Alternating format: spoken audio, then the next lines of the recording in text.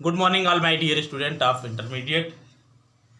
प्यारे बच्चों, सिंथेसिस में हम लोग कॉम्प्लेक्स सेंटेंस का निर्माण करने के लिए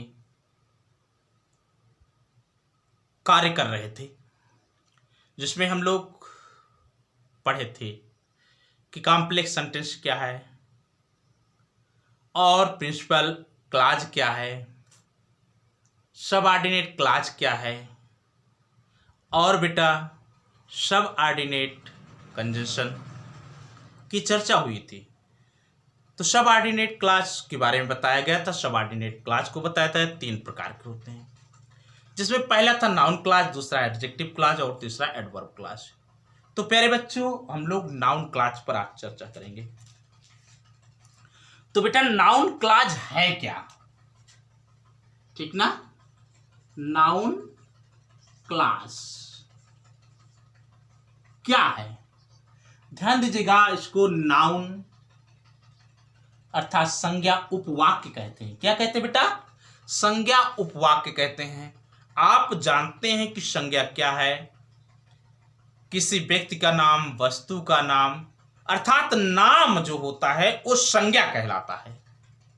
और क्लॉज का मतलब ही होता है एक वाक्य जिसमें अपना सब्जेक्ट हो, अपना वर्ब हो, अपना सब्जेक्ट प्रेडिकेट हो। सीधी सी बात है, तो उसे नाउन उपवाक्य कहा जाता है, ठीक ना? तो किसे कहते हैं नाउन क्लॉज? नाउन क्लॉज किसे कहते हैं, ठीक ना? तो लिखिएगा नाउन क्लॉज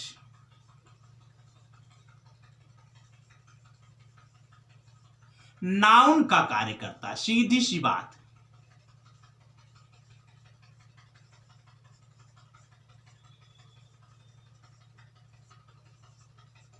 बेटा नाउन क्लॉज किसका कार्य करता है? नाउन का कार्य करता है। अब नाउन का क्या कार्य है आपको मालूम होना चाहिए, तभी तो आप बता पाएंगे कि नाउन क्लॉज का क्या कार्य है। कोई भी नाउन किसी वर्ब का सब्जेक्ट होता है। क्या होता है बेटा? वर्ब का सब्जेक्ट, तो उसे कहते हैं subject to a verb. Clear हुआ? कोई भी नाउन किसी वर्ब का ऑब्जेक्ट होता है, ऑब्जेक्ट टू ए वर्ब। कोई भी नाउन किसी वर्ब का कॉम्प्लीमेंट होता है, complement to a verb.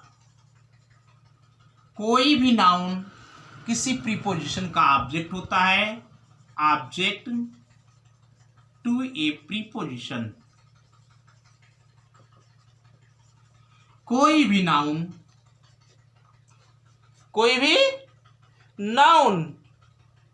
Case in a position,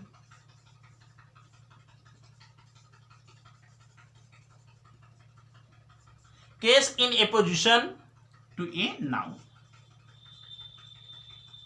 ये हो जाता है बेटा नाउन क्लॉज के, सॉरी नाउन के कार्य। और जो नाउन के कार्य है वही कार्य नाउन क्लॉज के हो जाएंगे। बात समझ में आई ना? जो कार्य अर्थात कोई भी नाउन क्लॉज किसी वर्ब का सब्जेक्ट होगा। एक क्लॉज है, आपके दिमाग में होना चाहिए। कोई भी नाउन क्लॉज किसी वर्ब का ऑब्जेक्ट होगा, किसी वर्ब का कॉम्प्लीमेंट होगा, किसी ऑब्जेक्ट का किसी प्रीपोजिशन का ऑब्जेक्ट होगा और noun case in a position की अवस्था में प्रयोग किए जाते हैं। अंडरस्टैंड? तो इतनी बात समझ में आई कि नहीं आई? चलिए, तो पहले हेडिंग डालिए सब्जेक्ट टू ए वर्ब, किसी वर्ब के सब्जेक्ट के रूप में।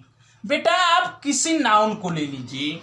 एक नाउन ले लेते हैं, नाम है राम, क्योंकि व्यक्ति का नाम नाउन होता है। क्या होता है? नाउन होता है। ये नाउन किसी वर्ब का सब्जेक्ट के रूप में प्रयोग किया जा सकता है कि नहीं किया जा सकता है? किया जा सकता है ना बेटा। जब ये जैसे राम राइट ए लेटर। आइए हम लोग इसका एनालिसिस करें। देखिए बेटा यहां पर राम सब्जेक्ट है, राइट वर्ब है और ए लेटर ऑब्जेक्ट है। क्लियर हुआ? ये नाउन है, ये वर्ब है, ये भी नाउन है। तो यहां पर वर्ब राइट का सब्जेक्ट क्या है बेटा? राम। वर्ब राइट का ऑब्जेक्ट क्या है? लेटर। दोनों का संबंध है। तो हम लोग पढ़ रहे हैं सब्जेक्ट टू ए वर्ब, किसी वर्ब के सब्जेक्ट के रूप में नाउन का प्रयोग किया जाता है। ये तो मैंने आपको समझने के लिए बताया था कि कोई भी नाउन किसी वर्ब के सब्जेक्ट के रूप में प्रयोग किया था। इसी प्रकार से बेटा ये क्या कहते हैं, नाउन क्लॉज भी इससे पहले आएगा। क्लियर? एक चीज लिखिएगा, मैं भूल गया, नाउन क्लॉज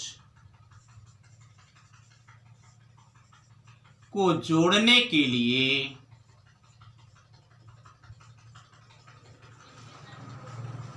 कंजंक्शन दैट, जिसका अर्थ होता है का के की। क्या होता है अर्थ बेटा? की। और वाट, जो की का प्रयोग किया जाता है, प्रयोग किया जाता है। ध्यान ये रहे बेटा कि अर्थ के अनुसार क्या प्रयोग करना है, आप उसी का प्रयोग करेंगे, उससे ज्यादा नहीं। तो मेरे कहने का मतलब आपको ये बात समझ में आ जानी चाहिए कि नाउन जो है किसी वर्ब के सब्जेक्ट के रूप में प्रयोग किया जाता है। चलिए आगे भैया। तो अगर आप कहें तो मैं मिटा दूं। अच्छा, इसको लिखे रखिए। अब लिखिए example, you are a thief. You are a thief. बात सही है ना? It is known, it is known to all. बेटा अगर इसका अर्थ निकाला जाए तो ये होगा, it is known to all, सभी जानते हैं कि आप एक चोर हैं। की आया बेटा, की के लिए दैट आएगा ना। क्लियर हुआ? ये सब जानते हैं कि आप एक चोर हैं। तो हम इसको लिख सकते हैं, इट, या ऐसा लिख दें, all knows that you are a thief. सभी जानते हैं कि आप एक चोर हैं। क्लियर हुआ भैया? बात समझ में आई? अब यहां पर ऑल नोज ये आपका प्रिंसिपल क्लॉज है, that you are a thief ये आपका सबऑर्डिनेट क्लॉज है, क्योंकि कंजंक्शन से लेकर के आगे का भाग सबऑर्डिनेट होता है। और कैसे कहेंगे? क्योंकि यहां पर जो बेटा नो है वर्ब है और वर्ब का ए है आपका ऑब्जेक्ट। क्लियर? तो अब तो आपके समझ में आ गया इसमें सबऑर्डिनेट क्या है और प्रिंसिपल का है, जिसको मैंने आपको लिखने। लेकिन अब आप अपने नियम के अनुसार चलिए, सब्जेक्ट टू ए वर्ब, यहां पर आ जाइए। यही है बेटा, that you are a thief. आप, जो कि आप एक चोर हैं। It is known to all, it का मतलब जो कि आप चोर हैं, इट का मतलब जो कि आप चोर हैं, इज नोन टू ऑल। अब यहां पर बेटा इज वर्ब है, इज क्या है? इज नोन वर्ब है, और इज नोन वर्ब का ये बन गया subject, that you are a thief, जो कि आप चोर हैं। ठीक ना? जो कि आप एक चोर हैं, इज नोन टू ऑल, सब जानते हैं। यहां पर इज नोन का ये बना आपका सब्जेक्ट बेटा, क्या बन गया? सब्जेक्ट बन गया, और इज नोन आपका वर्ब है। आपके सामने प्रस्तुत है सब्जेक्ट टू ए वर्ब। यहां पर नाउन राइट का सब्जेक्ट है, यहां पर that you are a thief ये इज का सब्जेक्ट है, सब्जेक्ट के रूप में प्रयोग किया गया है। बोलिए कोई दिक्कत? कोई दिक्कत नहीं होनी चाहिए। ये रहा आपका एक प्यारा सा एग्जाम्पल, ठीक ना। और ले लीजिए एक उदाहरण बेटा,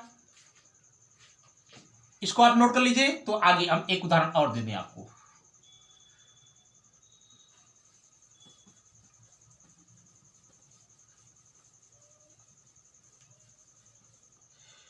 जैसे बेटा she will get good marks, she will get good marks, वह अच्छे नंबर प्राप्त करेगी। It is certain, it is certain, यह निश्चित है कि वह अच्छा मार्क प्राप्त करेगी। क्लियर हो गया।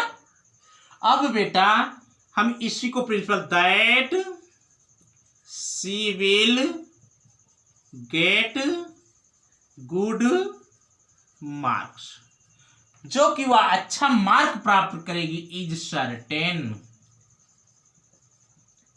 अब यहां पर बेटा वर्ब इज का क्या बन गया? सब्जेक्ट बना कि नहीं बना? बन गया ना। तो आप कॉम्प्लेक्स सेंटेंस बना सकते हैं नाउन क्लॉज के द्वारा।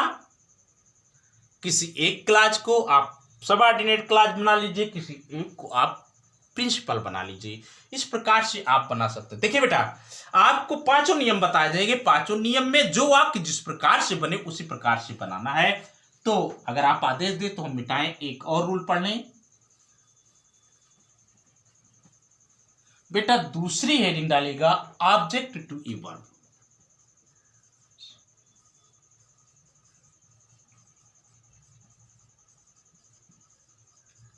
जो आपका नाउन क्लॉज होता है वह बेटा किसी वर्ब के ऑब्जेक्ट के रूप में भी प्रयोग किया जाता है। जैसे Ram is a good boy,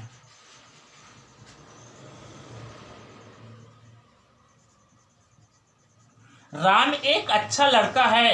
every teacher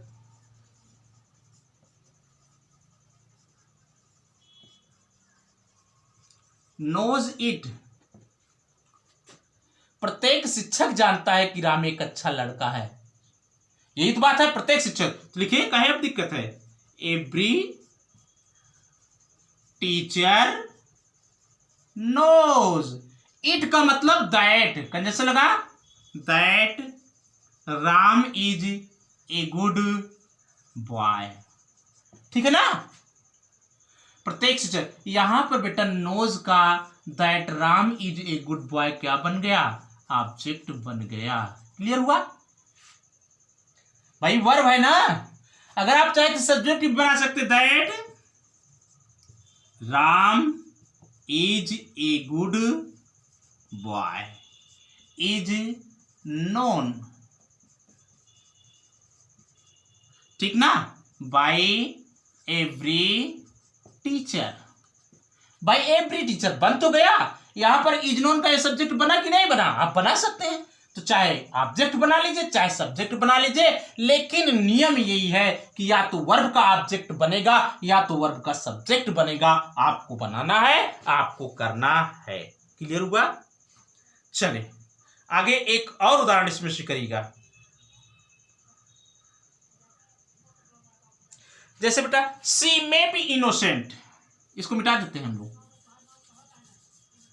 she may be innocent,